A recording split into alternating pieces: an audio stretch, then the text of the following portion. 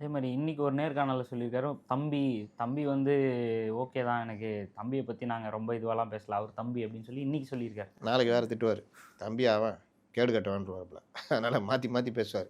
இதில் என்ன பிரச்சனைனா, இவர் சமீப காலமாக கடுமையாக திமுக விமர்சிக்கணும். ஏன்னா ஆளுங்கட்சி அதானே. ஆனால் இவரும் சரி தம்பிகளும் விஜய் விமர்சனம் பண்ணுறாங்க. அதனால என்ன ஆகுதுன்னா, திமுக எதிர்த்தா தான் இவருக்குன்னு ஒரு செட்டு ஜனங்களும் சரி திமுக எதிர்த்து பேசுகிறாருப்பா சீமானு போடலான்னு போடுவாங்க. இவர் விஜய் எதிர்த்துட்டு இருந்தால் பெரிய அளவில் வாக்குகள் வரதுக்கு வாய்ப்பு கம்மி. விஜய் ஒருவேளை உண்மையிலேயே இவர்கள்ட்ட இருக்க 8ல் 2 பிரிக்கிறாருன்னு வச்சுக்கோங்க, அது அவருக்கு சிக்கல். 8ல் 2 தான் பிரியும்னு சொல்கிறீங்களா? இல்லை சொல்கிறேன் உதாரணத்துக்கு, ரொம்ப சொன்னால் தம்பிங்க கோச்சிக்குவாங்க. அப்போது அது தேர்தல் முடிவு சொல்லட்டுமே, நம்ம அதில் சொல்லக்கூடாது. அப்போது 8% மெயின்டைன் பண்ணாருன்னா அது ஒரு வெற்றி தான் அவருக்கு. ஏன்னா எப்படியும் ஜெயிக்க போகிறதில்ல. 8% நான் மெயின்டைன் பண்ணிட்டேன் பார்த்தியா, எங்கள் ஓட்டு எங்கிட்ட தான் இருக்குன்றது தமிழ் தேசியத்துக்கு கிடைத்த வெற்றின்னு சொல்லலாம்.